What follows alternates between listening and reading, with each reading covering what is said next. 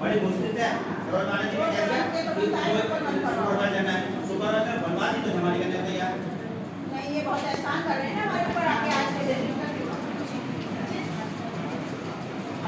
और आगे तो लेकिन आप लोग देखो मैं अपनी स्रोत प्रबंधन नहीं हमारा जो टॉपिक है वो है प्राथमिक स्तर पर अर्थात कक्षा 6 to 8 और उसमें भी स्पेसिफिक कक्षा 8 की सिलेबस है। उच्च प्राथमिक स्तर पर कविताओं के द्वारा शिक्षण का विद्यार्थियों की शैक्षिक उपलब्धि के प्रभाव का अध्ययन करना है। तो वो उधर चला गया।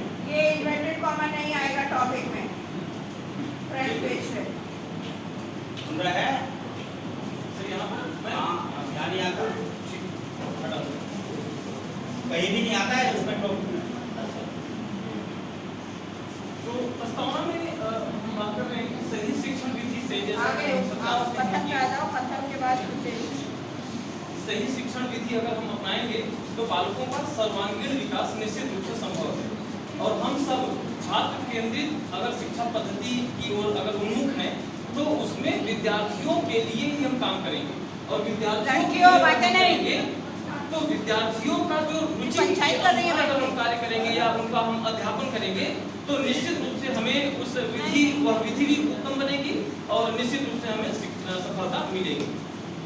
जैसा कि मार्गरेट मीड ने कहा कि बच्चों को यह सिखाया जाए कि क्या सोचा जाए, न यह सिखाया जाए कि कैसे सोचा जाए, यह न सिखाया जाए कि क्या सोचा जाए। थोड़ा सा प्रॉब्लम इसमें है कि विद्यार्थियों को हमें यह सिखाया जाना चाहिए कि कैसे सोचा जाए। जैसा कि आदरणीय सर भी हमारे क्लास में कहते हैं कि कैसे सोचा जाए यह बताया जाना चाहिए, क्या सोचा जाए यह वो खुद ही देख लेगा, किताबों में खुद ही लिखा हुआ है। रसेल ने भी लिखा कि बालक केवल अगर निष्क्रिय श्रोतापन करके रह जाएगा तो उसका सर्वांगीण विकास नहीं हो पाएगा, इसलिए उसे सक्रिय सहयोग के रूप में शिक्षोपार्जन करना चाहिए।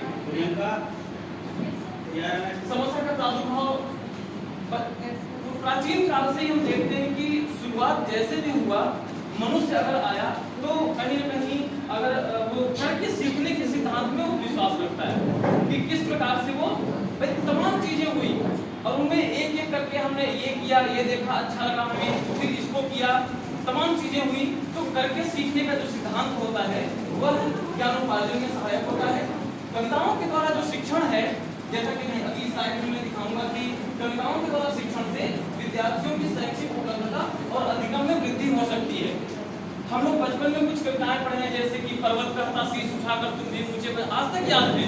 जैसे आप अगला स्लाइड हमारा देख रहे हैं आप इसमें कि एक मैंने एक कविता डाला हुआ चांद का कुर्ता, दिनकर जी द्वारा ये लिखी गई कविता है, ये आज तक याद है, सभी लोगों को याद है। तो कविताओं के द्वारा जब हम शिक्षण करते हैं, ये देखिए लिखा हुआ रख कर बैठा चांद एक दिन माता से यह बोला सिलवा दो माँ मुझे उनका मोटा एक भी बोला, सबको याद होंगी लगभग ये कविताएं।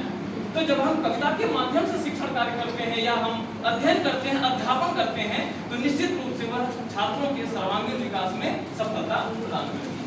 परंपरागत रूप से अगर हम शिक्षण कार्य करते हैं तो विद्यार्थी केवल और केवल निष्क्रिय श्रोता बन करके रह जाता है और जब विद्यार्थी की सहभागिता होती है तो उसे, जब हम लोग बचपन में पढ़ा करते थे तो जैसे शिक्षक पढ़ा रहे हैं कि हाँ यहाँ से दूसरे का आएगा, यहाँ से दूसरे का आएगा, तो लाइन में उंगली रख के चलते थे कि अरे मेरा नंबर यहाँ से आएगा। उद्देश्य साहित्य का संरक्षण ये हुआ। उद्देश्य जो है विद्यार्थियों की शैक्षिक उपलब्धि पर सामाजिक विज्ञान, ये मुख्यतः सामाजिक विज्ञान पर सीमांकन किया गया इसका। तो सामाजिक विज्ञान शिक्षण की पारंपरिक विधि के प्रभाव का अध्ययन करना, उसके बाद कविताओं के माध्यम से शिक्षण किया उसका अध्ययन करना और उसके बाद दोनों का तुलनात्मक अध्ययन करके करना, ये इसका उद्देश्य है। इसकी परिकल्पनाएं निम्न है, यहाँ परिकल्पनाएं होना चाहिए था कि पहला नंबर तो जो प्रयोगात्मक समूह है, नियंत्रित समूह और प्रयोगात्मक समूह के विद्यार्थियों के शैक्षिक उपलब्धि के माध्यम में कोई सार्थक अंतर नहीं है। मैंने नल हाइपोथेसिस बना लिया, मैंने ये मान लिया कि पहले कोई अंतर नहीं है। उसके बाद जो है नियंत्रित समूह का मैंने जो है पूर्व और पश्चात शैक्षिक उपलब्धि के माध्यम में कोई अंतर नहीं है, ऐसा मान के चला। उसके बाद कविताओं के माध्यम से शिक्षण के द्वारा प्रयोगात्मक समूह के विद्यार्थियों की पूर्व और पश्चात शैक्षिक उपलब्धि के माध्यम में कोई अंतर नहीं है। और बाद में दोनों का मैंने देख लिया कि परीक्षण के बाद नियंत्रित समूह और प्रयोगात्मक समूह के विद्यार्थियों की कुल शैक्षिक उपलब्धि के माध्यम के बीच में कोई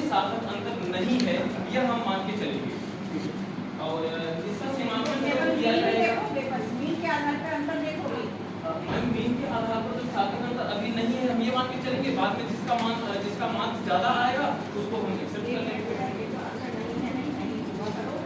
और माध्यमों का क्यों लिख रहे हो? पाया जाता है। दो हैं दोनों समूह के माध्यम और ऐसे ही ऐसा कैसे करोगे? वो तो करोगे, उसके लेकर की करोगे, कि वैल्यू निकालोगे या साइज में वो जो भी करोगे। तो माध्यम क्यों लिख रहे हो? माध्यम मत लिखो। शैक्षिकोग्राफी के मध्य कोई सार्थक अंतर नहीं पाया जाता है। इसके नियंत्रित समूह और पारंपरिक ये परीक्षण करोगे चलो बाद में बात चलो ठीक है। जो परिसीमांकन किया जाएगा वो दिखाओ मैथोडोलॉजी दिखाओ। जी मैं वो नीचे है इसका परिसीमांकन यहाँ पर किया जाएगा। ये 70 बालकों को न्यायाधीश के रूप में लिया जाएगा। अलीगढ़ शहर तक ही सीमित रहेगा ये। और 8वीं कक्षा में अध्ययनरत बालकों के सामाजिक विज्ञान विषय में शैक्षिक उपलब्धि और कविता द्वारा शिक्षण को क्रम के रूप में लिया जाएगा। इस लोग प्रस्तुत लघु शोध अध्ययन में उत्तर प्रदेश बोर्ड के मान्यता प्राप्त अशासकीय विद्यालयों की कक्षा 8 के बालकों को समष्टि के रूप में लिया जाएगा। और जो इसका चर रहेगा स्वतंत्र नहीं क्षमता वाला शिक्षण रहेगा। आश्रित चर में शैक्षिक उपलब्धि रहेगा और जो नियंत्रित चर रहेंगे ज्ञान आयु अवधि बुद्धि लब्धि ये जो है नियंत्रित चर के रूप में रहेंगे। जो इसकी अध्ययन विधि है प्रयोगात्मक विधि से हम अध्ययन करेंगे। इसका प्रयोगात्मक समूह में 35 विद्यार्थी और नियंत्रित समूह में भी 35 विद्यार्थी का अध्ययन करेंगे। पूर्व परीक्षण होगा तत्पश्चात कविताओं द्वारा शिक्षण प्रदान कर पुनः पश्च परीक्षण किया जाएगा। और जो इसका प्रारूप बनाया गया है वो प्रथम अवस्था में हम योजना बनाएंगे। योजना बन चुकी है हमारी। द्वितीय अवस्था प्रयोगात्मक चरण होगा। ये इसके बाद हमारा प्रयोगात्मक चरण होगा। और तृतीय अवस्था में मूल्यांकन चरण हमारा होगा किया जाएगा। जो सांख्यिकीय प्रक्रिया रहेगी वो 2 प्रकार से रहेगी। वर्णनात्मक भी रहेगी, निष्कर्षात्मक भी रहेगी। इसमें मध्यमान और मानक विचलन का जो हम प्रयोग करेंगे निकालेंगे और निष्कर्षात्मक में टी परीक्षण का उपयोग करके हम मार्कों में अंतर निकालेंगे। क्या होगा जो सार्थक टी में अंतर है उनको हम गणना